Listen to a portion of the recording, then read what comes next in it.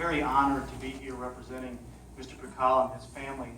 I too am a native son of North County, so this place holds a special place in my heart. My mom graduated from Hazelwood Central with Kate Capshaw a long time ago, and I took swimming lessons at Hazelwood Central when I was 2 years old, and I was born and raised here. So it does hold a very special place in my heart.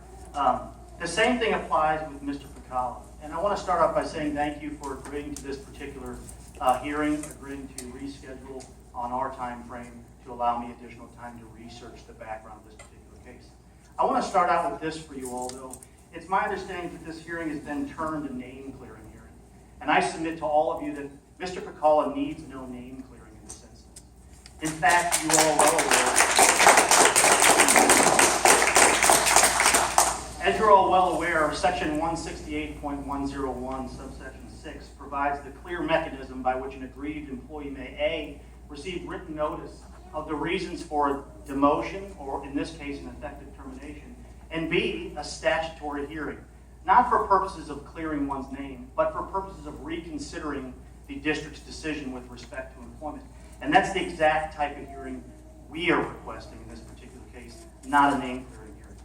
Mr. Pukala is a designated certified teacher ineligible for permanent status under the Teacher Tenure Act. He's been reemployed 5+ times in this instance. If you take a look at the statute, those are the necessary prerequisites for such a hearing. Since where this is recorded, I would refer you to McCormick versus Maplewood, Richmond Heights School District Board of Education, and Beal versus Board of Education, and Williams versus Board of Education for purposes of setting forth the statutory prerequisites for such a hearing. Nowhere in the statutory language and or the applicable case law does it suggest that any employee is required to clear his or her name for this particular hearing. It's solely for reconsideration of an employment decision. It's supposed to have been designed for reconsideration of an employment decision. It's supposed to have been designed for Mr. Pukala to have received a fair shake from the district after 30 years of his service to this community. Instead, what the district did is turn its back on Mr. Pukala. Instead, the district posted Mr. Pukala's job immediately after effectively terminating. Instead, the district offered employment to someone else before Mr. Pukala had a chance to clear his name or to address this board. Nevertheless, and notwithstanding the fact that this board is really not required to do anything, Coach Pukala felt it necessary to show up with his family, his friends, and all of these supporters today to say he did nothing wrong and that he is going to hold those accountable for this employment decision in a court of law. Even where he knows he would do nothing for his job with this district and how it affected his retirement. Coach Pukala doesn't need to clear his name. I want to also go into Coach Pukala's background. He's a lifelong North County resident. He made North County his home. He stayed here to raise his family. They're all sitting back here behind him. He didn't have to. Coach Pukala is a very, I would say, famous individual locally. Coach Pukala can go work anywhere. Coach Pukala is going to go work somewhere else. Because when other people found out what happened here, they were reaching out to him almost immediately to say, hey, you can come work for us. That's the reputation Coach Pukala has, not the reputation that was, I guess, implied in what I would call a meritless statement of reasons by this district. And I'm going to get into details about why these particular reasons have no merit. Coach Pukala wanted to retire at 30 years. Interestingly, this district's decision to terminate him from his employment was a little less than 2 years from the date in which he would receive a 30-year administrative bonus. That's a substantial and sizable portion of his retirement. Interestingly, the school district said, hey, even if he did do these things that were a violation of policy, we're going to skip over the other 28 years and we're going to deprive him of that administrative bonus. Mr. Pukala started in 1989 with this district. He started out as a physical education teacher at the junior high. He started coaching football and baseball. He started coaching kids from a diverse background. Coach Pukala, in a time when we have a lot of racial polarization, a lot of issues with the growing community as far as socioeconomic background, what did he do? He ended up serving as a mentor to all kinds of kids from all kinds of backgrounds, and that's what a public school district is supposed to do. Ask the number of African American men that lined up in my office, agreeing to testify on behalf of this guy right here. He's a testament to what this school district was and what it should be. He is not a testament as to what happened. He then later moved his way up to athletic director here at Hazelwood Central, where he served for the past 28 years. 28 years without an employment issue. You're all well aware of his personnel file. If you're not, you have access to it. His personnel record is flawless. And yet, we're supposed to buy into the fact that those 6 reasons that were enumerated by the district are a legitimate basis to terminate his employment or to demote him, which effectively terminates him. Think about the salary cut in your salaries if that was to happen. Now, the district should not be surprised at the number of witnesses who have expressed their sincere interest in coming forward and testify for this man, his demotion or effective termination, because they're frankly just tired of what they've been seeing and hearing in the media and otherwise with this district over the past few years. I cannot tell you because I haven't counted yet, but I'm telling you we have an active spreadsheet of all the witnesses that want to come forward and will, that are both current employees of the school district and also former employees of the school district, that are going to attest to the exact same things I'm going to run through for you as it applies to this district's decision to terminate his employment. This district's present state of affairs is an issue you all are well aware of. This district is at a crossroads. This district has a number of issues that are affecting it in a number of planes. This district is under a state-mandated audit. This district is under present litigation for a sexual assault that occurred on school grounds, where the administration is accused of essentially minimizing what happened to another student. This district has a remarkably high rate of turnover. And notwithstanding what this district's official statement is, 100+ teachers leaving the school district is not normal. That is not a normal way. Why do these teachers leave this district? I guess one person said it today. They don't respect him. This man was not respected. He was not respected for his tenure. We'll talk about the high rate of turnover with respect to superintendents. We'll talk about Braylon Tobias. Let's talk about teachers. Let's talk about administrators using school facilities for their own private functions, including former members of the board, including superintendents, including principals. Let's talk about failure to negotiate with the teachers union. Let's talk about depriving 100+ students, all good kids, from either graduating or walking as a punishment for standing with their teachers. That says something about this community, and the community is tired of what this school district is doing to their teachers. This particular case is about inappropriate relationships. There are a number of inappropriate relationships between members of this board, members of the administration, current and former, and other employees, like principals. Inappropriate relationships have dictated the irresponsible employment decisions that this district has engaged in, notably with Mr. Pukala over the last few years. It defines a lack of professionalism and a lack of accountability, and this district needs to take accountability. Now, I know that there are good people on this board, and I urge you to take accountability for this district. The case of John Pukala is the latest in a long line of a pattern and practice of discrimination and retaliation. Those are very important legal terms. Mr. Pukala is not the only one that's been the subject of that retaliation or the subject of that discrimination, all based on those inappropriate relationships. He's the paradigmatic example of that discrimination, that retaliation, that vindictiveness, and that antipathy. Well, why, might you ask? Why would I use those strong terms in this particular area? Well, the genesis of this case starts with Dr. Audrey Lee, a principal. You're all well aware of Dr. Audrey Lee. Dr. Audrey Lee was a principal at Hazelwood Central. Dr. Audrey Lee stole from this district. Dr. Lee committed a felony in this district. Yet, there was no police involvement with respect to Dr. Lee's abrupt resignation. That enough is telling as to how this district behaved with respect to Dr. Audrey Lee. It's also enough to tell you that we all know that Dr. Audrey Lee agreed to pay restitution in this case. Now, why, if Dr. Lee wasn't stealing, would she agree to pay restitution? I would submit that the $3,080 that she agreed to pay back is only a portion of the funds stolen from this district, and in turn stolen from all of us that pay for this district. Let's talk about the inappropriate relationship with Dr. Audrey Lee and her friendship with people in the administration, like Julia Burke, like former board member Desiree Whitlock, like the current superintendent, Dr. Collins Hart.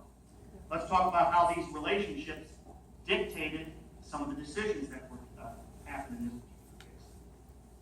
Contrary to certain innuendo and other misrepresentations, Coach Pukala didn't conduct his own investigation. He simply turned on already installed video cameras. He simply moved video cameras that were purposely moved down to where they wouldn't capture video surveillance, because that's in his wheelhouse. That's what you pay him to do, control the athletics department.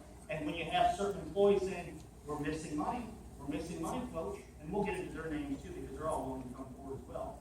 What do you think he should do? And put yourselves in his position. If you find out that the principal, the person you should go to, is the one stealing, how would you behave? It smacks of whistleblowing.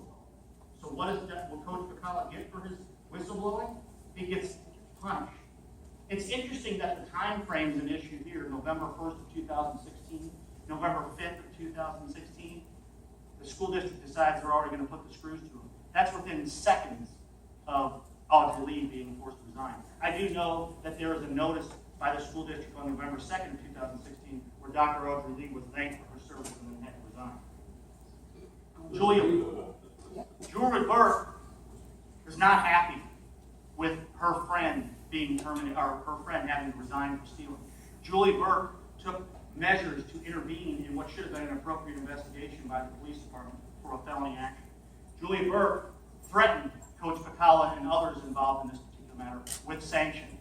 Dare I say that Julie Burke followed through with what those threats were? Because he's sitting here no longer the coach in his beloved Hazelwood School District, and he's deprived of his retirement. There are a multitude of witnesses that will come forward and corroborate this and all facts that I've said to you today. Coach Pukala gets this notice regarding his termination or decision not to renew the contract 3 days before the statutorily mandated April 15th deadline. That too is telling. That too was at the request of Julie Burke with the consent or cooperation of Dr. Collins Hart. Let's talk about the requested written statement of reasons for May 1st, 2017. I will go through each of the 6 purported reasons to add some color to these unfounded conclusions. Let's start with 1. Failure to use accounting and reconciliation forms is required, or use of an outdated form that didn't reflect ticket count for a given gate, or gate receipts in a safe located in the storage room. My first response to that is seriously, 28 years with this school district, and that's the best you can come up with? Sanction him?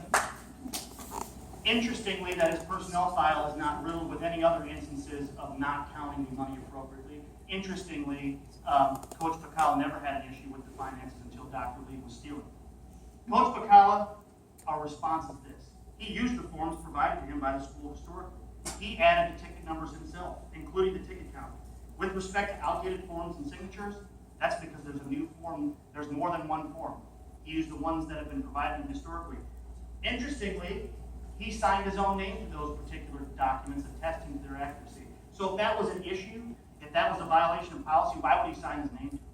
I think that that's a shame that this district elected to put that in writing. Let's talk about the safe reference in the written statement of reasons. What's interesting is that same safe was one of 2 indeed authorized by the very person who quit for stealing, Dr. Audrey Lee. That was authorized upon Coach Pukala's request to her to purchase 2 safes through his district-issued credit card that she forwarded up to the superintendent, who in turn authorized the purchase of the 2 safes. So to say anything about putting monies from the district in his own safe is simply a misrepresentation, and dare I say, a lie is a means to cover up the actions of certain individuals within the district. This authorization was sanctioned by the same person who was resigned for stealing. I would also say that Kathy DeVere and Sharon Elliott, well known to many of the people in this room, will attest to the purchase of those 2 safes and why those 2 safes were purchased, because those 2 will come forward to talk about why they were concerned about the increased amount of thefts that occurred over 2015 into 2016 up until Dr. Lee's resignation and then Coach Pukala's termination. Recall that before the purchase of these 2 safes, there was no issue with theft under Coach Pukala's tenure. Failure to count the cash in a timely manner. I also find this almost silly and comical and unbecoming of this district to put it in writing. Historically, and with the administration's permission, gate receipts are often held back as necessary if there's going to be a quick game after a game for purposes of making change. Everybody that has been involved with the taking of gate receipts knows this. because it's not logistically possible to cover enough change in a big popular game, for example, Hazelwood Central versus CBC. This has been sanctioned, otherwise approved by a number of principals at Hazelwood Central, including Mabel Clark and including Dr. Audrey Lee. So if the district would have a mechanism in place to where there would be somebody that can provide change when it needs it, then the district needs to come forward and provide that policy. Now, there is no policy that Coach Pukala violated in that regard. It makes no logistical sense, and it's a shame that was even put in the particular writing. What's also funny is that there's no money missing when Coach Pukala did that. It was only when Dr. Lee decided to steal from the school. As far as the $400 shortage, that's simply inaccurate. The school district is going to be hard-pressed to find any evidence that Coach Pukala did anything with this $400 shortage. And I would say again, if there's any issue, if you need a lead investigative-wise, I would point your nose in the direction of Dr. Lee. Shame that that was put in writing against this man who put in 3 decades with this district. Simply stated, Coach Pukala followed appropriate protocols, which ultimately led to the discovery of internal theft in your district. Reason number 2, failure to properly report his concerns regarding the handling of district funds and the belief that funds were missing or stolen, conducted his own unauthorized investigation, only reported his suspicions and evidence of the theft when a non-supervisory individual required him to do so, reported to other non-supervisory individuals prior to his reporting to the superintendent or designee. My first response, not true. Damn the person who reported the theft by administrator. Evidence of a cover-up and corruption within the administration. Who did Coach Pukala first notify of the theft in this issue? Dr. Audrey Lee, the same person stealing. He did so also with a number of other employees, Sharon Elliott, Kathy DeBeer, Cliff Brandon, and even Pat Johnson, that was so incensed and stressed out about this particular theft that she said, screw it, I'm leaving, and she went to another school because she couldn't handle it at Hazelwood Central anymore because of that theft. And she didn't want to have anything come back on her as a longtime employee with the school. Again, another example of the school district not respecting their employees. At first, the amounts of money were small increments, $50 to $100. Just by way of history, all 3 of the aforementioned employees went to Coach Pukala. He was kind of a rock within the school. Every principal knows that. Every new principal, because there's so many that come in and out of the school, have to go to Coach Pukala to find out about how to run the school because he's been there so long. They use him as a mentor, as a guidance counselor, as a manager. So these 3 employees filed suit and they went to him and expressed their concerns regarding these small increments of money missing. Now, Coach Pukala reported the theft to who? Dr. Audrey Lee. He followed protocol. So he didn't violate the policy. He notified the person that runs the school. He didn't know she was the one responsible for the theft at the time. Dr. Lee wasn't happy about the theft being reported, and she reprimanded Sharon Elliott for saying there was theft going on within the school. In fact, she did so in front of the entire staff, many of whom will come forward and testify in that regard. Elliott was fearful of retaliation because Dr. Lee threatened her with a school-related sanction if she continued to talk about stealing. I wonder why Dr. Lee was concerned about that. These things progressed into June and July of 2016, where the increments of money steadily increased to well over $100, into several $100s, depending on how many games were in issue. Elliott, DeBeer, and Brandon all went back to Pukala regarding the theft because it continued this time in larger increments. Coach Pukala then inquired of Dr. Lee of this issue and asked that she take action, specifically to notify your director of security or whatever your management name you want to give her, or Sean Housen. Dr. Lee lied to Coach Pukala that she contacted Housing and that an investigation was being conducted. In fact, as you're all well aware, there was no investigation being conducted. After Pat Johnson left the cashier position, Dr. Lee informed Coach Pukala that she would not be hiring another cashier. That is telling that she did not want another cashier to manage the funds coming into the school related to athletic events. As the athletic director, other employees continue to express their concerns to Coach Pukala. He reported it, no action. No action from Housing, and Coach Pukala was concerned. He would later find out that there was no action from Housing because she was never told. Coach Pukala then decided to go look at the cameras because it's in his wheelhouse. He goes and looks at the cameras, and that's when I previously told you that these cameras were positioned facing completely down. They were older cameras, and they were able to be positioned in a manner that wouldn't allow them to capture the video surveillance they were designed to capture. That's in the security person's wheelhouse. They should have done that for him. Instead, they put him in the position of having to do that and put the other employees in the position of having to do that. Contrary to reason 2's suggestion that Coach Pukala didn't immediately report the theft, he did, but with caution. Because after all, the person caught was the person in charge of curbing the theft at the school. How did Coach Pukala do this, you might ask? First, he reported to Darryl Strong because he wanted advice as to how to handle it because it was against an administrator. He was also aware of the inappropriate relationships, the same sorority, the close friendships that some of the administrators had, including Julia Burke, with Dr. Lee. He then reported it to Vershawn Housing directly. He then immediately reported it to who? Julia Burke. This was over a period of 3 days, from a Thursday to a Monday. Strong cautioned him to take representation. Why would he be cautioned to take representation when he was reporting a theft internally? Why? Because people within the school district, specifically within the Hazelwood Central School, knew what vindictive actions some of the administration would take against him. So, of course, Coach Pukala notified his NEA rep, Diane Livingston. He also mysteriously received a call from Dr. Lee and Bruce Green. He couldn't understand why. The meeting was set for Monday with Assistant Superintendent Julia Burke and Vershawn Housing. Coach Pukala, as requested, contacted Diane Livingston, his NEA rep. Burke was pissed. She took him in a separate room, and she told him that he would not be allowed representation during this particular meeting because she said it was not necessary. She continued to yell at him and engage in subordinate abuse, and she applied some sanction to be taken against him if he continues asking for representation. Smacks of whistleblowing again. Coach Pukala called everybody except for the person stealing. Interestingly, there's emails to corroborate Coach Pukala's representations in that regard. He called everybody except for the person he caught stealing. He went up the chain as required pursuant to school district policy, hence the Burke and Housing meeting. That's your Exhibit A right there. Reason number 3, contacted former employee to obtain information as to how to download video, provided private personnel information. I'm assuming this is Colleen Williamson, the former IT employee here. Well, my first answer is no, he didn't. And if he did, so what? He tried to get something taken care of in his school district at a school that's having some pain with respect to administration and management, and no one took any action. So he did not provide any personnel information, and he was able to find out that somebody was stealing because the school district refused to act or was precluded by acting because you were shielded from information you all needed to know. Whistleblowing again comes to mind with respect to Coach Pukala's actions.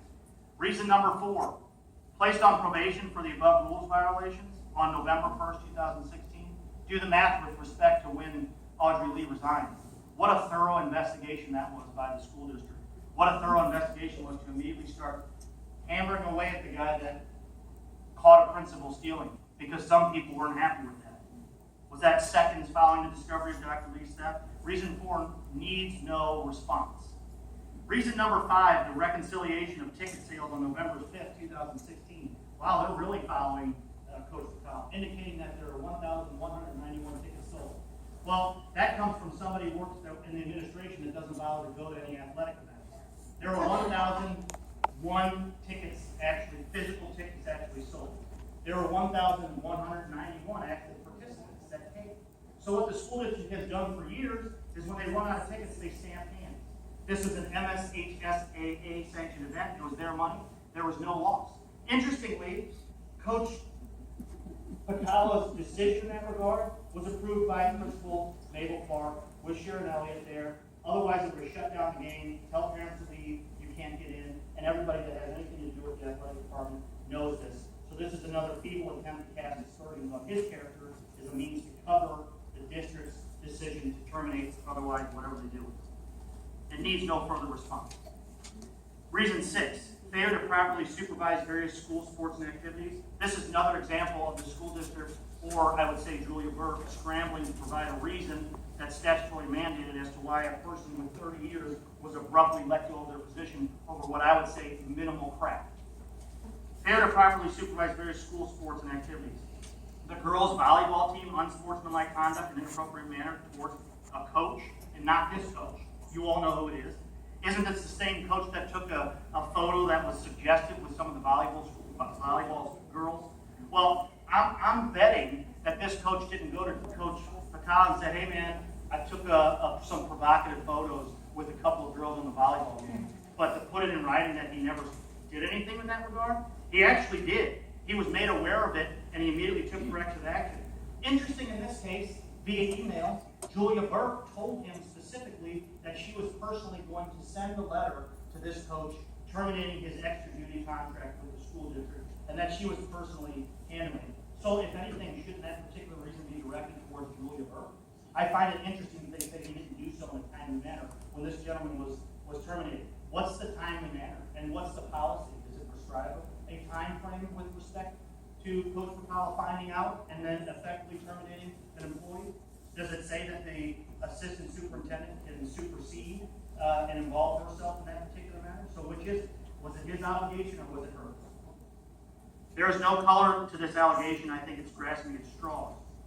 Notice that in the other 28 years where Coach Pukala seemed to have no issue in managing his department, including all the coaches, this collectively evidences some semblance of retaliation.